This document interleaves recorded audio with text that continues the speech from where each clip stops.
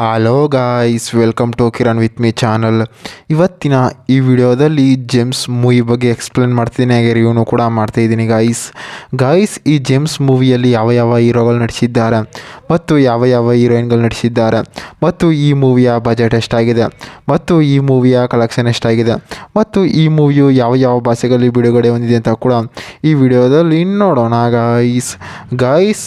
ಈ ಜೇಮ್ಸ್ ಮೂವಿಯಲ್ಲಿ ಪುನೀತ್ ರಾಜ್ಕುಮಾರ್ ಅವರಾಗಿರ್ಬೋದು, ಮತ್ತು ಚಿಕನ್ ಅವರಾಗಿರ್ಬೋದು, ಮತ್ತು ಶಿವರಾಜ್ ಕುಮಾರ್ ಅವರಾಗಿರ್ಬೋದು, ಮತ್ತು ರಾಘವೇಂದ್ರ ರಾಜ್ಕುಮಾರ್ ಅವರಾಗಿರ್ಬೋದು, ಮತ್ತು ಪ್ರಿಯಾ ಆನಂದ್ ಅವರಾಗಿರ್ಬೋದು ಈ ಮೂವಿಯಲ್ಲಿ ನಟಿಸಿದ್ದಾರೆ ಅಂತಲೂ ಕೂಡ ಹೇಳ್ಬೋದು. ಮತ್ತು ಈ ಜೇಮ್ಸ್ ಮೂವಿಯ ಬಜೆಟ್ ನೋಡೋದಾದರೆ ಸುಮಾರು 70 ಕೋಟಿ ಬಜೆಟನ್ನು ಹಾಕಿದ್ದಾರೆ ಮತ್ತು ಈ ಮೂವಿಯ ಕಲೆಕ್ಷನ್ ನೋಡೋದಾದರೆ ಸುಮಾರು 151 ಕೋಟಿ ಕಲೆಕ್ಷನ್ ಆಗಿದೆ ಅಂತ ಕೂಡ ಹೇಳ್ಬೋದು.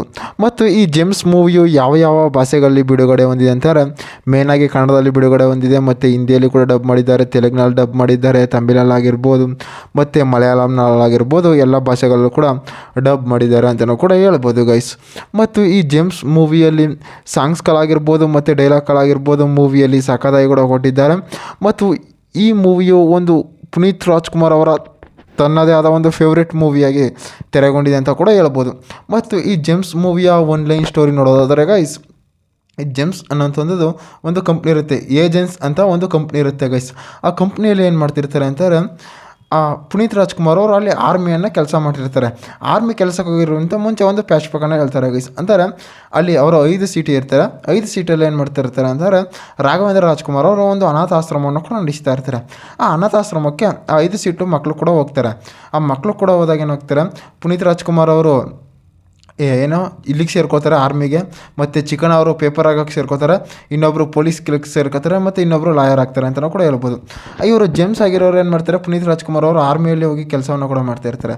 ಅದೇ ಪೊಲೀಸ್ ಆಗಿರ್ತಾರಲ್ಲ ಅವರು ಒಂದು ಕೇಸನ್ನು ಇನ್ವೆಸ್ಟಿಗೇಷನ್ ಮಾಡ್ತಾ ಇರ್ತಾರೆ. ಆ ಕೇಸಿನ ಮೇಲೆ ಅವರು ಹೋಗಿರ್ತಾರೆ. ಮತ್ತು ಚಿಕನ್ ಅವರಾಗಿರ್ಬೋದು ಎಲ್ಲ ಕೂಡ ಇರ್ತಾರೆ ಗೈಸ್.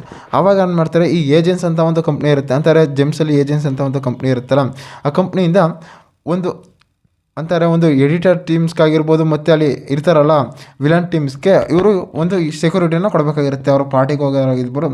ಅವಾಗ ಏನು ಮಾಡ್ತಾರೆ, ಪುನೀತ್ ರಾಜ್ಕುಮಾರ್ ಅವರು ಹೋಗ್ತಾರೆ. ಅವರು ಅದಕ್ಕಿಂತ ಮುಂಚೆ ಆರ್ಮಿಯಲ್ಲೂ ಕೂಡ ಕೆಲಸವನ್ನು ಕೂಡ ಮಾಡ್ತಾ ಇರ್ತಾರೆ. ಸರಿ ಅಂತ ಕೂಡ ಅಲ್ಲಿ ಬರ್ತಾರೆ.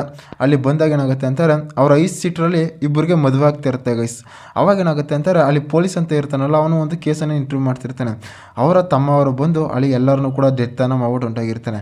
ಮತ್ತೇನಾಗ್ತಾರೆ, ಪುನೀತ್ ರಾಜ್ಕುಮಾರ್ ಅವರು ರಿವೆಂಜ್ಗೆ ಅಂತ ಕೂಡ ನಿಂತ್ಕೋತಾರೆ ಅಂತಲೂ ಕೂಡ ಹೇಳ್ಬೋದು ಗಾಯ್ಸ್. ಈ ಜೇಮ್ಸ್ ಮೂವಿಯು ಒಂದು ಎಂಟರ್ಟೈನ್ಮೆಂಟ್ ಮೂವಿಯಾಗಿ, ಥ್ರಿಲ್ಲಿಂಗ್ ಮೂವಿಯಾಗಿ ತೆರೆಗೊಂಡಿದೆ ಅಂತ ಕೂಡ ಹೇಳ್ಬೋದು.